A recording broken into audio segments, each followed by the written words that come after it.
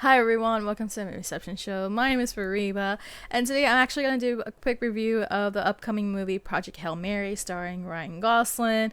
Of course, I know this is very unusual for me because I don't typically get to review things ahead of time, especially one that's like still has a couple more days before it's released. But I don't know if you guys know, there's been a couple of screenings the last couple days now. There was one this past Friday. Did not go to that one because that's specific for IMAX, and I don't really have anything IMAX related here, or at least not that's close by. And then last night was the Amazon early access, which was something that I was able to go to. I actually decided to go last minute to go check out the screening because of the fact that I'm going to be very busy later this week. I'm like totally booked, and I figured, you know what, there's a very good chance that I might get too busy that I might not be able to watch this movie, and I don't want to delay watching this film because there's been a lot of hype, a lot of buzz behind this movie. I mean, there's been a lot of great reviews, and because of that, I've just been even more, anxious to go see this film. And so I just figured, why wait a couple more days when the movie's out right now, or the movie, at least you have a screen to go check out right now. And I think that was a great decision on my end. So yeah, onto the review. So for those who probably may or may not know, the story itself is based on a book written by Andy Weir. Again, a name that sounds very recognizable because of the fact that he also wrote The Martian, which itself was adapted into a movie that was directed by Ridley Scott. This was like, what, 2015? So this is, and I believe this is only the second Andy Weir movie to get adapted into a movie, which is kind of insane. But that being the case, I know when it comes to The Martian, I actually saw that a long, long time ago. That was like way back in 2015. I actually enjoyed The Martian a lot because I would say I love watching space movies. I think, there's a reason why they're considered epic films for a reason. But one of the things that I've always noticed with space movies, or just about any kind of sci-fi movie, is that they always tend to be too overly serious because there's always like some kind of danger, and therefore the tone is always ominous, thrilling, chilling, suspenseful. But when The Martian came out back in 2015, I thought, watching that film was really refreshing for a space film because, yes, it is a film that does have a very dark situation going on. I mean, you have Mark Watney, who is basically stuck in Mars after being left behind, or even being presumed dead because of, the fact that they were trying to escape Mars. But not only that, but what I really loved about that film is that there was a lot more personality to it, simply because, when you watch a character like Mark Watney, he was pretty funny. There was a lot of levity to this film. I remember just, chuckling a couple of times watching The Martian. And honestly, I would say that, given Ridley Scott's track record, his last great film was without a doubt the Martian. Would I consider comedy? Not necessarily. I know that's a whole kind of thing. Again, that's a whole different discussion for a different day. But that being the case, I love The Martian. I think once in a while I would actually check out on a movie because it was such a really fun, really, immersive film that you're just really engaged with, and you're just wondering, okay, is he gonna make it or whatnot? So, and again, there's gonna be a lot of comparisons. I'm gonna use The Martian a lot to kind of compare it to to Project Hail Mary. Now, Project Hail Mary, this is a new story, or a new movie. Now, if you're not aware of the premise, basically it is following an amnesiac scientist named Grace, played by Ryan Gosling, who is sent on a one-way mission to go save planet Earth because of the fact that there is some kind of virus or some kind of microorganism that's killing the sun.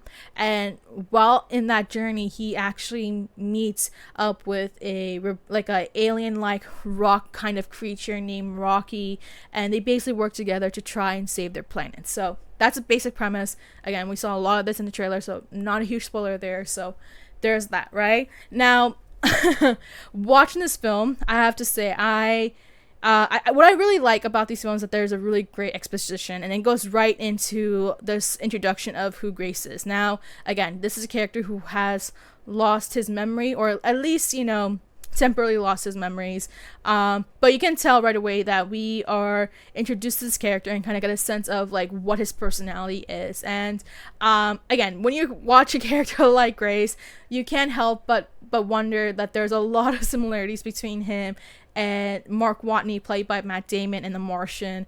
Again, one of the reasons why The Martian was such a fun film is because of the fact that the character wasn't like any kind of all too serious, reserved, all about business kind of scientist or astronaut. He was like, yes, he was, somebody who has like, quite a credentials as a scientist, but he was also someone who was very charming. He was like, you know what, I want to, deal with this situation, but try to kind of keep my spirits up. And in a sense, somewhat different from this character, but that's not to say that this character is charming. You can tell like he's kind of the type of guy who's like, okay, well, I'm gonna try and get through the moment. Like, when you're like that type of person where there's something really bad that happens, and as a way to kind of mask this terrible situation, you try to like laugh it out. Like, I know I do that a lot. Like, I'm trying to, like, when I say something about it, I'm like, yeah, like you have that kind of sarcastic kind of tone with Grace. Like, you can see the sense of like he's someone who's charming, who's someone who is like, trying to get through the moment, trying to not be so overly, Debbie Downer with the whole situation that's going on with him, because he is the one astronaut on his ship who's trying to figure out how to save, his planet. And we get the sense of his character. Now, one thing I do want to mention is the fact that, this film is edited in a way that is kind of similar in the way that we saw with The Martian. Again, lots of similarities, lots of differences. With The Martian, we saw that, with Mark Watney being by himself on Mars, we go back and forth between him by himself and then the scientists who are trying to figure out a way to resolve the situation and help him escape Mars. And we see that back and forth, right? And we kind of see a similar back and forth with, Project Hail Mary, but aside from but the thing is that it's not all present day, whereas like, The Martian was all present day. Project Hail Mary, like, you can tell that there's going to be flashbacks. And again, something that you kind of probably hinted at when you were watching the trailer. Like, there's like the way that, because of the fact that, again, he's lost his memory, the only way to kind of get through to this character is kind of like, is trying to like, recover a lot of his memories of what happened back on Earth. And a lot of that, aligns with some of the situations that are happening in the film, like what he's going in the moment, and we slowly start to unravel like what happened, how he got into the situation, and again, kind of giving us a lot of that exposition of, okay, this is the scenario that we have right now, how is this going to end off. Now, of course, this film will not work in the way that it is if it wasn't for the fact that this movie is basically about a friendship between Grace and Rocky. That's basically what it is. This is what really carries this whole film. With the fact that these are two guys who, come from separate planets, yet they have the same goal and they work together to become friends. And, and they're doing so in a space, mission, right? And here's the thing, like, this movie would not work if it wasn't for the fact that this friendship hits off right away. If that aspect was not able to deliver right away, like, this movie would have basically crashed and burned right off from the second. And thankfully that was not the case. I mean, right away you can tell just how much these two guys, despite the tragedies that they've just dealt with earlier in the film, how they're so similar, how they know that they need to rely on each other to kind of, how they have to rely on each other to resolve their one big mission that they both share. And the more that you get involved and the more that you watch and engage yourself with their relationship, the more you're kind of rooting for them. And that's basically what it felt like, rooting for these two characters. And I would say that this is kind of like one of the biggest differences with The Martian, because The Martian was just specifically just Mark Watney, right? Like, you're seeing this guy who is trying to keep his sanity together in Mars, and he's just all by himself. You're still rooting for him, of course, but in a whole different way.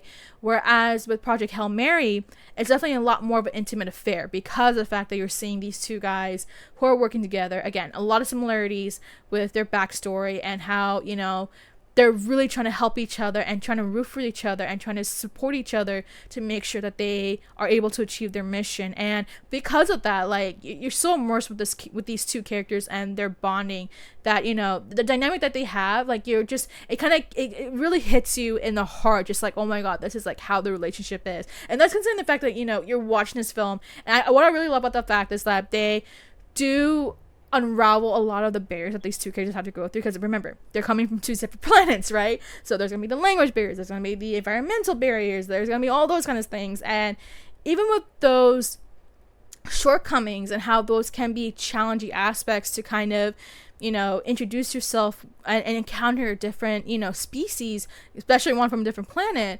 that doesn't take away the fact that there's still a way to kind of evolve a friendship. And I think that's what makes this movie work so well, just because you are immersed in the relationship and wondering how they're going to make it through. And then again, making you wonder, okay, how is this going to end? Considering the fact that you're now basically engaged with these two characters, and the only thing is that it could end in tragedy, or it can end in a happy ending, right?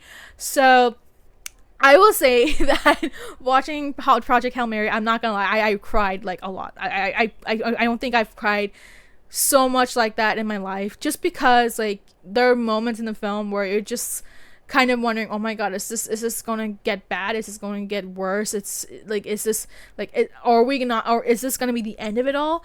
But not even that. But I would say that there was even one scene, and I'm not gonna spoil it, but I'll be very vague. But there's even one scene that I would say was a very tender moment, and it's like, it's Grace and Rocky talking. They're kind of discussing their situation, and the more that you see their relationship and seeing kind of what ends up becoming the end of that conversation, it was such a really tender moment, because you're just like watching them, you're like, oh my god, like this is like like you're crying, not because something tragic happened, but something very tender happened between these two guys, because you realize that these two guys are basically not best friends, and now they're basically going all off on like, all in one, just trying to make sure that they can help each other and try to even in a way resolve some of the guilt that they faced in the film. Again, a lot of that with the exposition that we got.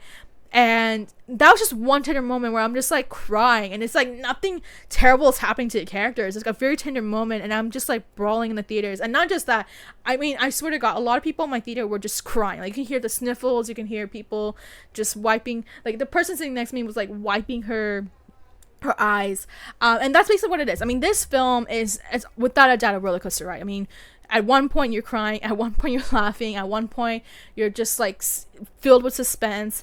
This is a film that, I can understand why a lot of critics were saying this is like an absolute space masterpiece, because it definitely is. It's like a space odyssey where you're seeing such an intriguing relationship that is carrying, again, a really worldwide, intergalactical situation. And these two guys are what's left of this galaxy to try and save as many people as possible. And again, watching this film, like I had such a experience watching it that, wow. Yeah, just warning, you probably may cry if you're someone like me. Like I can be quite sensitive. I mean, I'm not sensitive in a way that, if there's like something like A Walk to Remember, I would not really cry over those kinds of movies, like not even like a Notebook type of thing. But with something like Project Hail Mary, those are gonna be the type of movies that I would actually cry, and this one actually will make you cry. So, and I would say that once you are able to make me cry, I'll call you a masterpiece. So, especially one that makes me cry for a long time. Now, let's talk about like a lot of other things, right? So, I guess a big question is going to be, how do I feel about this film compared to The Martian? I would say when you look at the technical aspect, I think Project Hail Mary, the technical abilities that they took with this film is absolutely out of this world. No pun intended. I'd just say this film, when you look at the visuals, it's absolutely stunning. I think there was moments when I'm watching this film and I'm just like, my jaw's dropping because of how beautiful the scenery looks like. And of course, like, I mean, it's not like they're actually in space shooting this, but you have to give a lot of credit to like those who did the visual effects, the cinematography, the film editing, just to capture the beauty of space. And not just like any kind of space, but just the area that they needed to go to. I mean, it's absolutely stunning. And I know there's a lot of scenes where we've seen a couple of things about the space and all that in the trailer, but honestly, I would say that for a film like this, like, you would be dishonoring yourself if you do not see this in film. This in theaters. I mean, this is a theatrical experience. If you were to watch it like streaming or something like that, or wait for it to be at home, you're doing a disservice to yourself. You have to see this film in theaters because of the fact that the visuals are absolutely stunning. even more so than The Martian. Now, of course, The Martian is the way it is simply because it is in Mars. So the stakes, I mean, that's not to say that stakes weren't as bad. I mean, the stakes were pretty bad with The Martian. But, given the fact that the film is, a galactical situation, of course, like, there's a lot more challenges and efforts required to kind of, imagine that world of Project Hail Mary. So again, the technical aspects absolutely stunning. Ryan Gosling, I'm gonna say right now, Ryan Gosling, with a doubt, one of his top performances of his career. I mean, that's not to say that he hasn't had a lot of great performances. I mean, he's one of the greatest he's one of the, one of those most underrated actors of his generation. And I'm kind of surprised he hasn't even gotten an Oscar. I mean, he's been nominated, of course, but yeah. But that being said, I know that a lot of people are complimenting his levity, and that's a lot saying for the fact that I still have memories back when the Barbie movie was coming out, and a lot of people were just like, oh, he can't play Ken, he's not funny. I was like, you guys don't realize how funny he is. You just wait and see. And of course, a lot of people started to catch on, and of course he got nominated for Best Supporting Actor at the Oscars, so there you have it. And of course that now translates into his performance in Project Hail Mary, where he's now able to exude a similar kind of energy in this film, and it really works out. Like, again, this is one of his funnest films. Like, you can tell this is one of his more fun characters that he's had the pleasure of playing in his career. And I will tell you right now, I would not be surprised if he is up for potential Best Actor contention. Now, will I say that he's a front runner? I would say it's too soon to call. I would say that, we're so early on in the year that there's still a lot of performances we still have to see. But, I mean, I would say that he will probably be one of the strong contenders for Best Actor nomination. So there is that. But yeah, I mean, overall, this is, again, a really beautiful film. Again, a roller coaster ride filled with a lot of mixed emotions. Not in a way that it's a bad film, but mixed emotions meaning that you're dealing with so many emotions in the movie that, you're not always feeling just one kind of thing. There's a lot of suspense. Again, a lot of suspense, humor, tear-jerking moments, emotional moments, but yeah, I have to say I'm so glad I did get to see this film as early as I could, because now I understand the hype. I mean, this is already one of the top films of the year without a doubt. And again, I'm not surprised that there's gonna be a lot of award consideration for this film without a doubt. And I would say specifically for the technical aspects, for one being the technical aspects, but also because I would also see it for Best Actor and even Best Picture. Like, this has a lot of potential. So again, we're still early on this in the year, so, but again, I think this is the first movie that we can definitely say that this has a lot of potential. So yeah, if you have not, I mean, I'm gonna tell you right now, if you are someone who has not decided whether or not you're gonna watch this film, I highly recommend it. And if you're trying to contemplate about how you're gonna see it, go watch in theaters. Like, do not even hesitate. Go watch in theaters. This movie is worth seeing as a cinematic experience. This is a cinematic experience that you do not want to miss. I know there are a lot of people who have read the book. They have some expectations, so I want to know your thoughts about that. Again, if you have not seen it, I want to know your thoughts. And of course, if you do end up seeing the movie at some point, I want to know your thoughts. So yeah, that's all I have to say about Project Hail Mary. I've had quite a blast watching it. It's been quite an experience. But I'm looking forward to you guys and seeing what you guys have to think, what your thoughts are. Let me know your comments down below, and make sure to like and subscribe.